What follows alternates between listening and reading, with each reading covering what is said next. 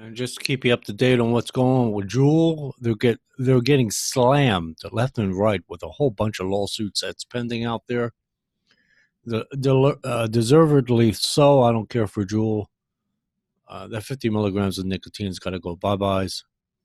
But it is what it is. So this comes out of San Francisco Chronicle, April 21st, 2019, called Mounting Lawsuits Against Juul, Reminiscent of Early Tobacco Litigation. And so those are among the claims the girl's parents made in a lawsuit filed in Florida last week against Juul. I did a video of that already.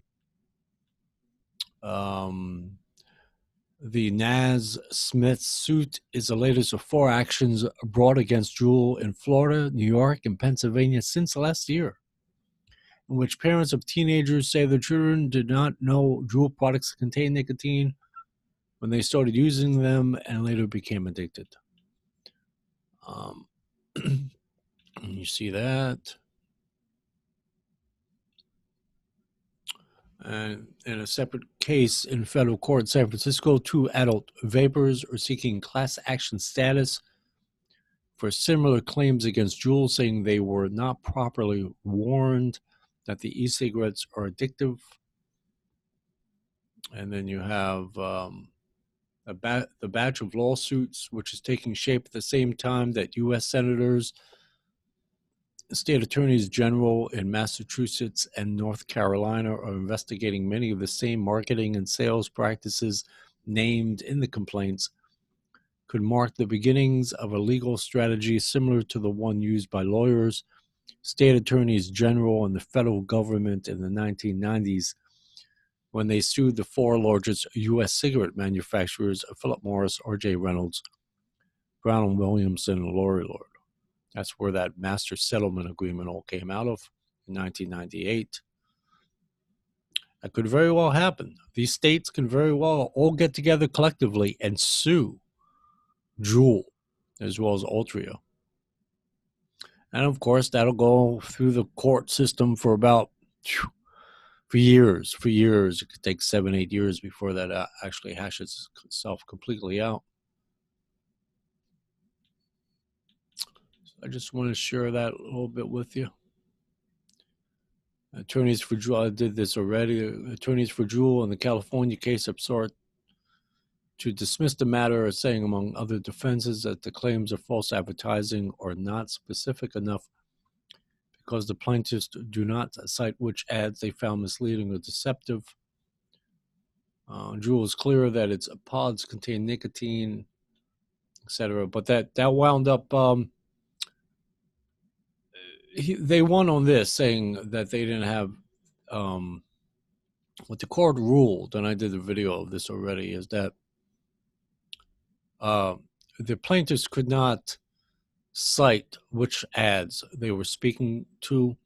So what the court did was they could refile with the court at a later time to show if they can recall these particular ads, then they can amend their complaint, and the court will review those particular motions. What Juul did lose on here was they say that it's 5 milligrams when it's really 6.2 milligrams. Or no, sorry about that. No. I'm so bad at math. Terrible person. I'm a terrible person when it comes to math. Shame on me. They say it's 5%. Juul says it's 5%, and when in fact, well, the fact is going to be proven in court. But the court ruled against Juul because of the plaintiffs had enough information to say that it was not really 5% like Juul advertises, but it's actually 6.2% or 62 milligrams instead of 50 milligrams.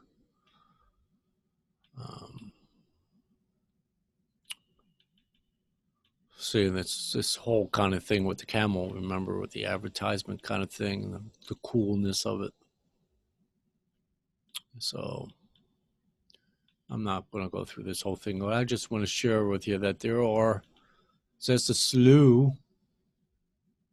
Like I said, the law firm representing the Florida family was one of many that sued the tobacco industry more than a decade ago in what became known as the Angle, I can't pronounce that, cases, which won hundreds of millions of dollars in verdicts for families and smokers. It's true. I followed that. Some of the cases were thrown out, but majority of them stayed in place, and of course the tobacco companies appealed all of those verdicts, and they also lost. Some of the verdicts went into the big tobacco's favor, but most of them remained against them. They lost on appeal. Yeah. That's pretty much it. So anyway, I just want to share with you that there's just a whole bunch of stuff pending against Juul, and I don't have any mercy. I have no mercy. I really don't care what happens to Juul. I wish Juul would just go away. What I would like to see, I don't know why Juul just does not relocate its headquarters from San Francisco, California, Hong Kong or something, and then they could sell their products all around the world, and just not America and its territories. That's what I ultimately see, the best thing for Juul to do. But the 50 milligrams of nicotine salt, no, there's no excuse for that. And it's not, we ought to, say it for what it is. It's not nicotine salt, it's benzoic acid. And I know benzoic acid and other products, but that benzoic acid is being inhaled into your lungs. Who knows what the damage is doing? And, dormancy, it just lays there for years, and you do become addicted. I don't want to hear anyone say, well, dependency, addiction, bullshit. You get addicted to that, period. You're addicted to that. Anyways, I just want to share these few videos with you, and let you guys go. Bye-bye.